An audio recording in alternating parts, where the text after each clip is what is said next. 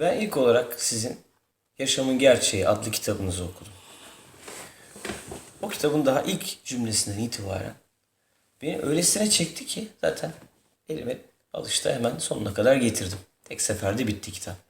Özellikle oradaki, yani bu dünyada doğmayı, ana babanı sen mi seçtin? Saç rengini sen mi seçtin? Göz rengini sen mi seçtin?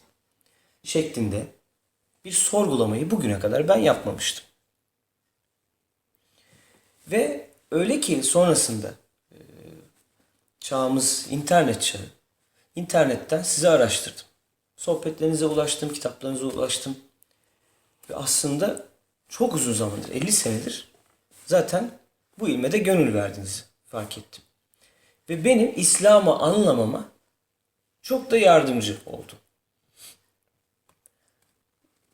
2003 yılında hac yaptığım için özellikle dinleyicilerim bana çokça fazla soru sorarlar bu konuda. Ben de dilim döndüğünce açıkçası bu ilimden anladığım kadarıyla onlarla bir şeyler paylaştım bugüne kadar. Ama en önemlisi bir sistem içerisinde konuya vakıf olmak. Ben kitaplarınızda Kur'an ve Resulullah bakışı dışında bir şey görmedim.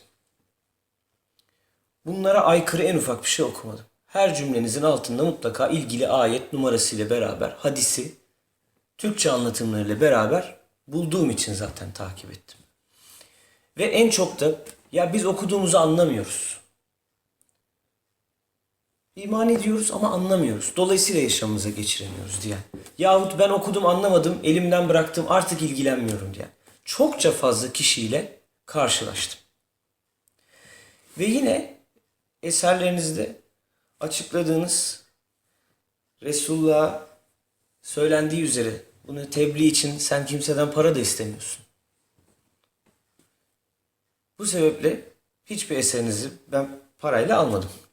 Çünkü parayla satmıyorsunuz. Satılık değil. Şimdi durum böyle olunca da zaten bir güven oluştu bende. Hani bunu açık açık söyleyeyim. Dedim ki ben bu kaynaktan eminim. Tavsiye de ettim. İstifade ettiğim bir kaynak çünkü. Ama tabii özellikle nasıl ki bu bir metot, bu bir yol. Kimi 40 sene çilehanelerde yatmış. Kimisi hayatında her şeyi kaldırmış. Tek gayesi Allah'a ermek. Bu yola çıkmış. Peki biz bu 2010'lu yıllarda nasıl ereceğiz Allah'a? Yine bu yolu mu takip edeceğiz? Yoksa bu yolu nasıl kısaltabiliriz? Metot olarak özellikle neslimize nasıl bir şey tavsiye edersiniz? İslam'ı anlayıp yaşamak adına.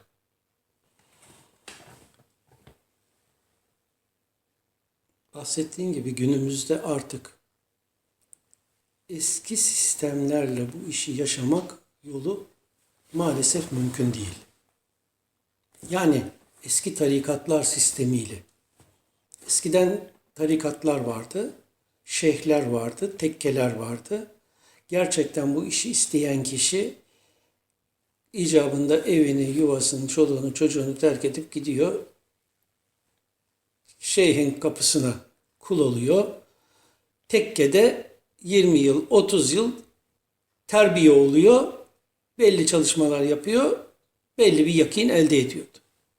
Bugün böyle bir olay yok. Yani gidip de bir yere, tekkeye bağlanıp orada şeyhin her an gündüz seni yönetmesi gibi bir şey mümkün değil. Dolayısıyla bugün gerçek fiili manada tarikat terbiyesi olayı kalkmıştır. Bugün vaazlar var. Haftada bir, 15'te bir işte mümkün olursa gidersin, bizzatı dinlersin. Vaazını, iyi ahlak tavsiyeleri vardır. Bunları anlatır. Sen de bu iyi ahlakı gününe geçirmeye çalışırsın. Ama bu gerçek Allah'ı bulma, Allah'a yakın elde etme yolunda bir çalışma değil. Nasıl olacak peki bu? Bize böyle bir şans yok. Bizim yapabileceğimiz şey şu anda Allah'ın bize bahşettiği akıl yolunu kullanarak Resulullah'ın ve Kur'an'ın bildirdiği hakikate iman edip o imanın gereği olan fiilleri yaşamımıza geçirmek. Bu da en başta zikir ve salattır. Yani zikir tamamen bir kere teknik bir olay. Beyinde belirli esma özelliklerinin açığa çıkmasını sağlamak ve anlayış, idrak, kavrayış ve hissedişin oluşmasıdır. Salat tümüyle Allah'a yöneliş ve onu varlığında hissetmedir.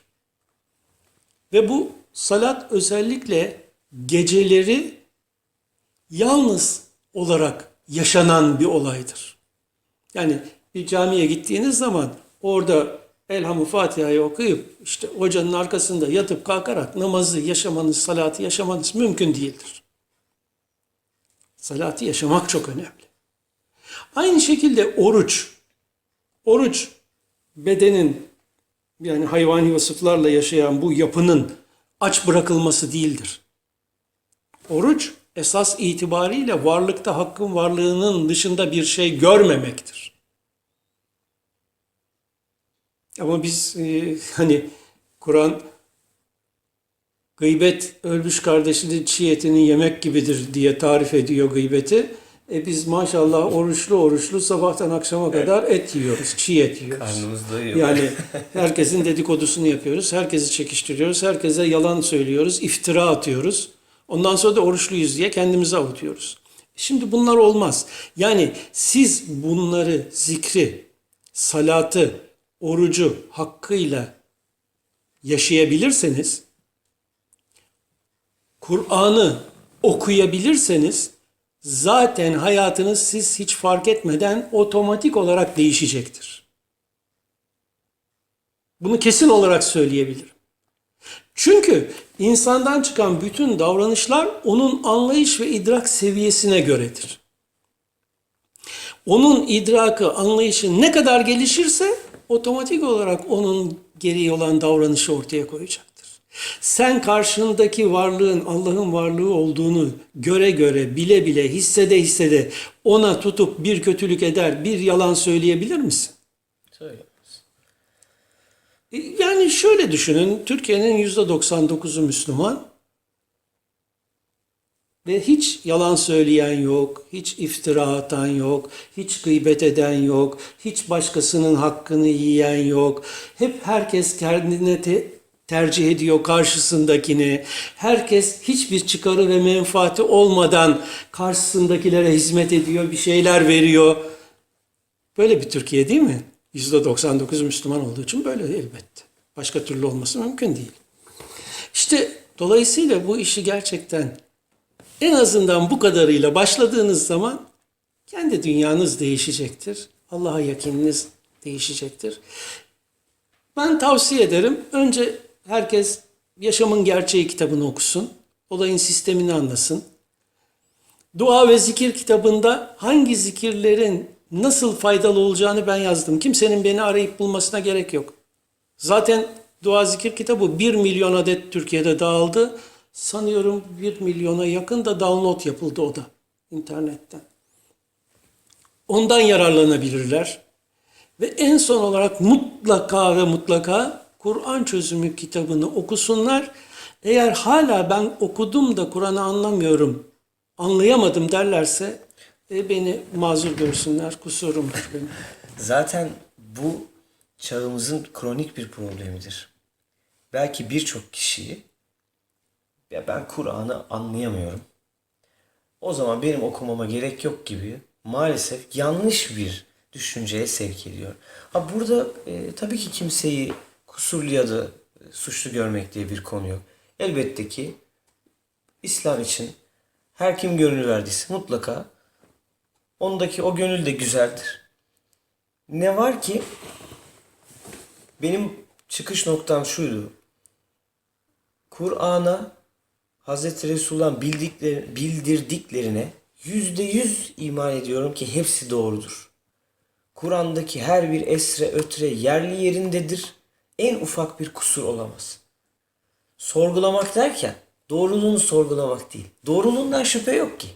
Fakat nasıl anlayabilirim? Bunu ben yaşadığım şu yıllar içerisinde bilimin, teknolojinin bu kadar zirve yaptığı, bütün bu açılımların artık her şeyin ayan beyan olduğu bir dönemde nasıl anlayabilirim? O sebeple Kur'an çözümünde çok önemli bilgiler var. Elbette ki Kur'an'ı anlamak için de orada özellikle başında yazdığınız yazılar var ki o yazıların anlaşılmasıyla ancak idrak edilebilir.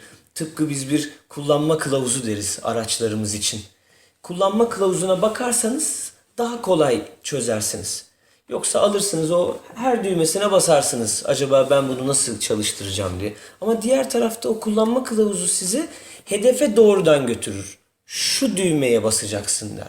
İşte onun gibi aslında oradaki o ön bilgiler bizler alışmışızdır. Ön sözleri böyle tık tık tık tık geçeriz hemen. Hemen birinci bölümden başlamak isteriz okuma alışkanlığında. O yüzden Kur'an çözümünde bu benim dikkatimi çekmişti sizin ele alma modeliniz ve hayatımda hiç bakmadığım bir pencereden de baktım.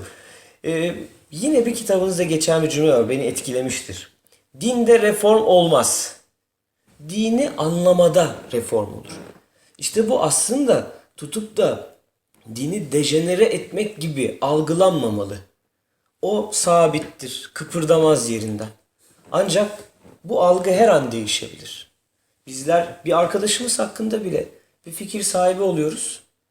Yahut arkadaşımız demeyelim, tanımadığımız biri kapıdan girdi. Hemen kara kaş kara gözüne böyle diyoruz ki onun için kafamızdan bir türlü tilki geçiriyoruz. Sonra bize iki kelime ediyor. Aa diyoruz ne kadar iyi bir insanmış. O an orada üzülüyoruz. Bak ben bir yargıda bulundum, yorumda bulundum gibi.